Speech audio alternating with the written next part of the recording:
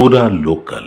రకరకాలైనటువంటి వ్యక్తులు, రకరకాలైనటువంటి అంశాలు, మా మీద వ్యక్తిగత బురద జల్లేటువంటి కార్యక్రమాలు.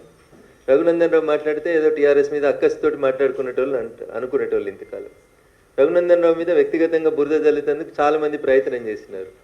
సోషల్ మీడియాలో ఇంకా కూడా నిన్న మా చెల్లె కవితమ్మ చెప్పినటువంటి పెయిడ్ ఆర్టికల్స్ రఘునందన్ రావు మీద రోజు రాపిస్తూనే ఉన్నారు. పెయిడ్ న్యూస్ ఛానల్స్, పెయిడ్ జర్నలిస్టులు, కొత్త కొత్త పదాలు వింటున్నాం. 1995లో Raghunandan Rao contributor, but I never heard పైసలు తీసుకొని వార్తలు రాస్తారని, పైసలకు ఆర్టికల్ రాస్తారని మేము ఎప్పుడు జర్నలిజంలో పనిచేసినప్పుడు చూడలేదు. కానీ దురదృష్టం, పెయిడ్ ఆర్టికల్స్, భారతదేశంలో అడ్రస్ లేని పేపర్లు, కానీ పొద్దుగా లేస్తే డిజిటల్ మీడియాలో కనబడతాయి.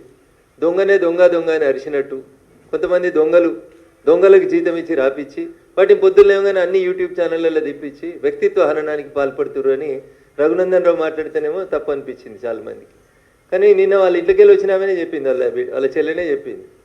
వేరే దేశాలలో పెట్టి వ్యక్తిత్వ హననానికి పాల్పడుతుర్రు, ఆడబిడ్డను, మీ ఇంటి బిడ్డను, నా వ్యక్తిత్వాన్ని హననం చేస్తే కూడా ఇది చేస్తలేరా అని నేను రాష్ట్ర ప్రభుత్వాన్ని ఈ సందర్భంగా సూటిగా అడుగుతా ఉన్నా.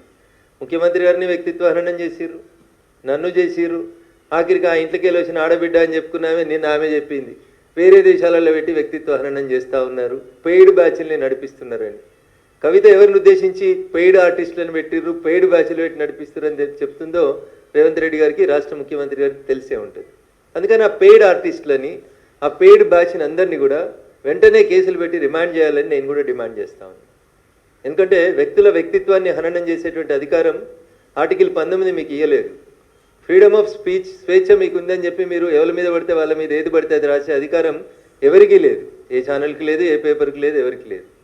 సో ఆ అంశం లోపల కవితకి ఇలా కడుపును వచ్చినట్టు కనబడుతుంది. కానీ మీరు అధికారంలో ఉన్నప్పుడు డ్రోన్లు ఎగిరేసిరు అని కొంతమంది రిమాండ్ చేసిరు, తప్పుడు కేసులు పెట్టిరు, రకరకాలైనటువంటి అవస్థలు పెట్టిరు. ఇలా నీ దాకా వస్తే చెల్లెకి కడుపును వస్తావు.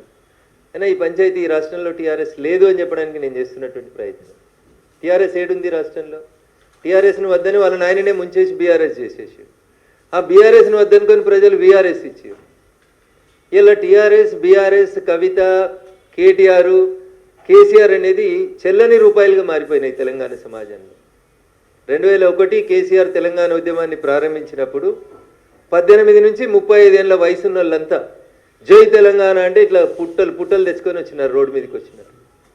ఆ ఆవేశాన్ని, ఆ ఆలోచనని 10 సంవత్సరాల మీ పరిపాలన లోపల చంపేసి బిడ్డకో శాఖ, కొడుక్కో శాఖ, నాయనకో శాఖ ఇచ్చి మీది మీరే చేసుకొని, మిమ్మల్ని మీరే పెంచుకొని, మీ ఆస్తులు మీరు పెంచుకొని, మిమ్మల్ని మీరే ఎదుగుదలకు ఉపయోగించుకున్నారు తప్ప తెలంగాణ ప్రజలకు ఏం జరగలేదు. తెలంగాణ రాష్ట్రం రావాలని పెట్రోల్ పోసుకొని తనను తను తగలబెట్టుకున్న శ్రీకాంతాచారి కుటుంబానికి ఏం దక్కలేదు మీ 10 ఏళ్ల పాలన లోపల.